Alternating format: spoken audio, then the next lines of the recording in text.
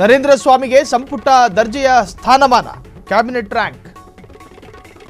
ನರೇಂದ್ರ ಸ್ವಾಮಿಗೆ ಲಾಭದಾಯಕ ಹುದ್ದೆ ನೀಡಲಾಗಿದೆ.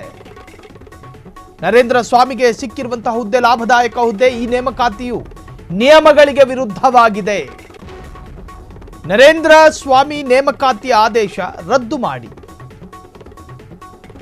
ಈ ನೇಮಕಾತಿಯೇ ನಿಯಮಗಳಿಗೆ ವಿರುದ್ಧವಾಗಿದೆ.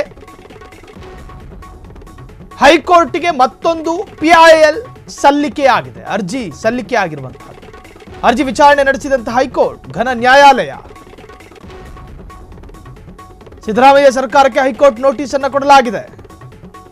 ನಿಯಮಗಳಿಗೆ ವಿರುದ್ಧವಾಗಿ CS ಅರಣ್ಯ ಇಲಾಖೆಯ ಪ್ರಧಾನ ಕಾರ್ಯದರ್ಶಿ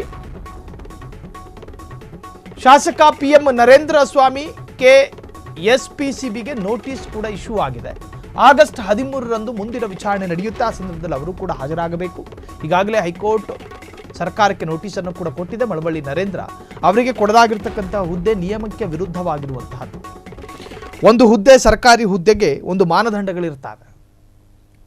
ಆ ಮಾನದಂಡಕ್ಕೆ ವಿರುದ್ಧವಾಗಿ ಒಂದು ವೇಳೆ ಒಬ್ಬನಿಗೆ ಸರ್ಕಾರಿ ಹುದ್ದೆ ಸಿಗುವುದೇ ಆದರೆ ಕೆಲವೊಮ್ಮೆ ಸರ್ಕಾರಿ ಹುದ್ದೆಗಳಿಗೆ C&R ಬದಲಾವಣೆಯನ್ನು ಮಾಡಬೇಕಾದಂತಹ ಪರಿಸ್ಥಿತಿಗೆ ಕೆಲ ಅಧಿಕಾರಿಗಳು ಕೈ ಹಾಕ್ತಾರೆ.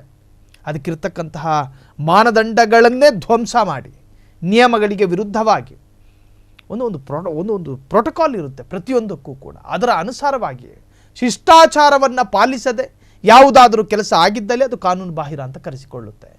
ಅಕ್ಷಮ್ಯ ಅಫೆನ್ಸ್ ಆಗುತ್ತೆ ಅದು. ಹೈಕೋರ್ಟ್ಗೆ ಮತ್ತೊಂದು PIL ಅರ್ಜಿ ಕೂಡ ಸಲ್ಲಿಕೆಯಾಗಿರುವಂತಹದ್ದು. ಅರ್ಜಿ ವಿಚಾರಣೆ ನಡೆಸಿದಂಥ ಹೈಕೋರ್ಟ್ ಸಿದ್ದರಾಮಯ್ಯ ಸರ್ಕಾರಕ್ಕೆ ಹೈಕೋರ್ಟ್ ನೋಟಿಸ್. CS ಅರಣ್ಯ ಇಲಾಖೆ ಪ್ರಧಾನ ಕಾರ್ಯದರ್ಶಿ ಶಾಸಕ PM ನರೇಂದ್ರ ಸ್ವಾಮಿ SPCBಗೆ ಈಗ ನೋಟಿಸ್ ಕೂಡ ಜಾರಿಯಾಗಿದೆ. ಆಗಸ್ಟ್ 13ನೇ ತಾರೀಕು ಮುಂದಿನ ವಿಚಾರಣೆಯೆಂದು ಕೋರ್ಟ್ ಸೂಚನೆಯನ್ನು ಕೊಡಲಾಗಿದೆ. ಆ ಸಂದರ್ಭ ಅವರು ಕೂಡ ಹಾಜರಾಗಬೇಕು. ಒಟ್ಟಾರೆ ಈ ಪ್ರಕರಣ ಮುಂದೆ ಯಾವ ತಿರುವನ್ನು ಪಡೆಯುತ್ತೋ ರಾಜಕೀಯ ಕುತೂಹಲವನ್ನ ಕೆರಳಿಸಿದೆ. ಕ್ಷಣ ಕ್ಷಣದ ಸುದ್ದಿಗಳಿಗಾಗಿ ಫ್ರೀಡಂ ಟಿವಿ ಸಬ್ಸ್ಕ್ರೈಬ್ ಮಾಡಿ, ಲೈಕ್ ಮಾಡಿ ಹಾಗೂ ಫಾಲೋ ಮಾಡಿ. ಹೊಸ ಸುದ್ದಿಗಳ ನೋಟಿಫಿಕೇಶನ್ಗಾಗಿ ಬೆಲ್ ಐಕಾನ್ ಮೇಲೆ ಕ್ಲಿಕ್ ಮಾಡಿ.